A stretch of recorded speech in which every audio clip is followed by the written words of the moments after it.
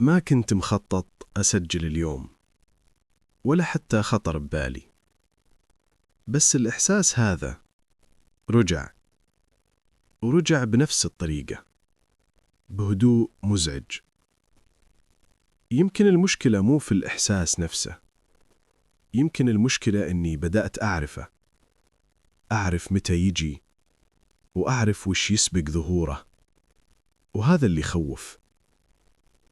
دايم يجي بعد لحظة عادية جدا، لحظة ما فيها شيء، كأن الحياة تقول خلاص هذا كل شيء، وفجأة تحس إنك ناقصك شيء، مو شيء تقدر تسميه ولا تقدر تشير له، بس تحس إن في فراغ ما كان موجود قبل شوي. أكثر شيء يزعجني إني ما أقدر أربطه بشيء واضح. ما صار موقف، ما في خبر، ما في شخص. الإحساس يطلع كأنه من داخل راسي بدون استئذان. أحيانا أفكر يمكن هذا الإحساس هو صوت شيء مأجله من زمان، شيء كل ما قرب أبعده شوي. مو خوف ولا كسل، بس تأجيل. نحن نعرف نأجل أشياء كثير، مكالمات، قرارات، حتى مشاعر. نقول بعدين، بس بعدين غالبا ما يجي. اليوم وأنا جالس بدون ما أسوي شيء، حسيت إن الإحساس هذا قاعد ينتظر، مو مستعجل بس ثابت. كأنه يقول أنا هنا من زمان، بس أنت اللي ما كنت تسمع. الغريب إنك لما تحاول تواجه الإحساس ما يعطيك جواب، يعطيك صمت، وصمت داخلي أثقل من أي فكرة. في لحظات زي كذا تحس إنك تبغى أحد يسألك وش فيك، مو عشان تجاوب، بس عشان تحس إنك موجود.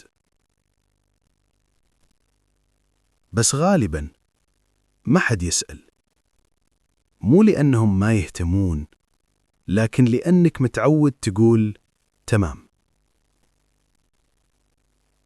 كلمة تمام أخف كلمة وأكذبها أحياناً. نستخدمها عشان نقفل الموضوع قبل ما ينفتح.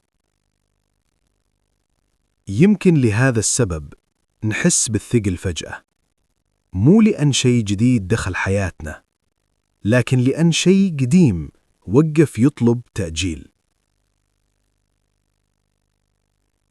اليوم حاولت أفتش في نفسي، مو عشان ألقى حل، بس عشان أعرف وش الشيء اللي أتظاهر إنه مو مهم وهو العكس.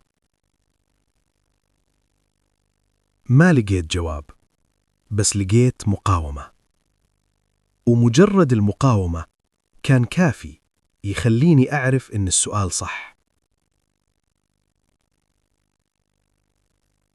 أحياناً ما نحتاج إجابات، نحتاج نلاحظ وش الأسئلة اللي نتجنبها.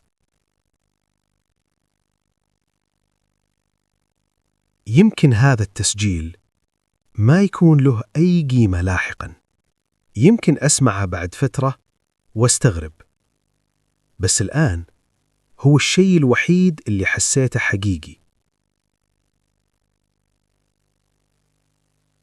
لو أنت تسمع هذا وحسيت إن الكلام بطيء أو عادي زيادة، يمكن لأن الإحساس هذا ما يطلع إلا بهالشكل، هادئ، ثقيل، وما يحب الاستعجال.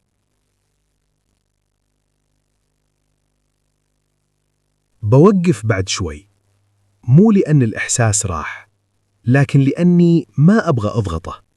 بعض الأشياء إذا حاولت تسرعها تختفي.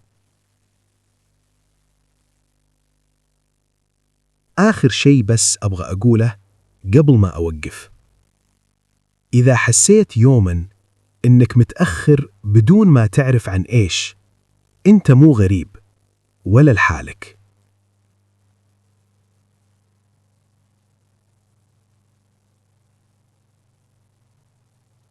بسكر التسجيل الآن.